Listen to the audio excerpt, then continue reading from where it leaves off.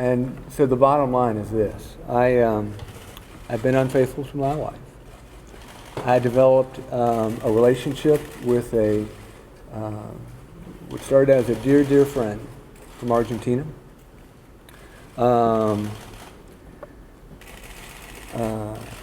It began very innocently, as I suspect many of these things do, in just a casual email back and forth, in advice on one's life there and advice here.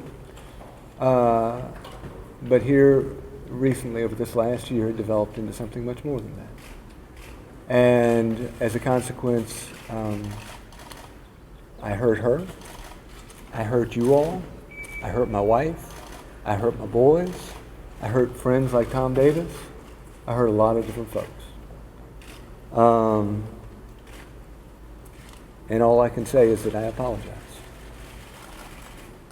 You know, I'm committed to that process of walking through with Jenny, the boys, with the Tom Davises of the world, with the people of South Carolina, in saying, where do we go from here?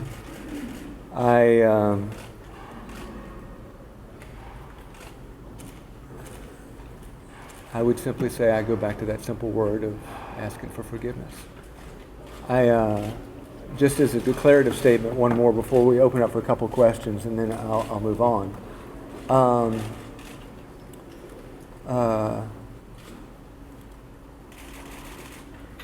You know, I've tried to think of, first step. One of the first steps is clearing out more time as we go through this process of reconciliation and figuring out what comes next.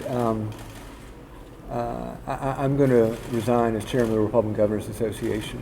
I'm going to tender my resignation. One, because I think it's the appropriate thing to do, given other governors across this nation, and my role as chairman of the RGA. And two, frankly, just from the standpoint of time. If I think about this process, not only does it begin at a family level, it begins with the family of South Carolinians. And so that means me going one by one and town by town to talk to a lot of old friends across the state in what I've done, and indeed asking for their forgiveness. That'll take time that I probably can't devote to the RGA.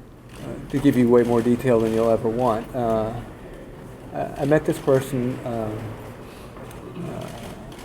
little over 8 years ago. Again, very innocently, and struck up a conversation. And I don't want to go back to the bubble of politics. This is not justifying, because again, what I did was wrong. Period. End of story. Okay, wait. No, I didn't. My own ticket. Wait, guys. One question at a time. Is that fair enough? And there's a certain irony to this.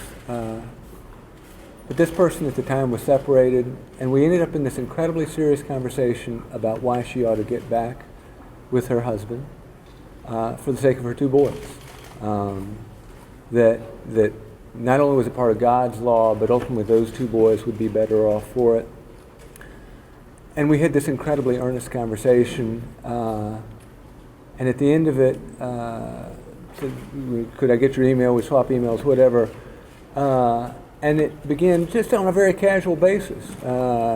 Hey, I got this issue that's come up with my life, or vice versa. What do you think?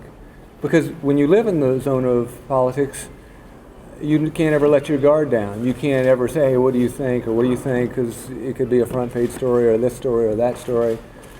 And so there was this zone of protectedness in that she lives thousands of miles away, and I was up here, and you could throw an idea out, or vice versa.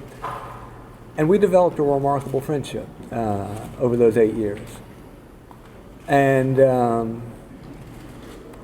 then, as I said, about a year ago, it sparked into something more than that.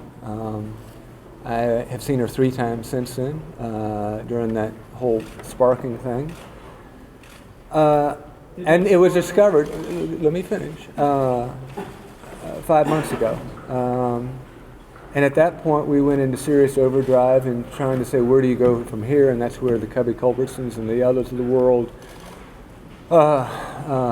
begin to help with, how do you get all this right? How do you again, be honest.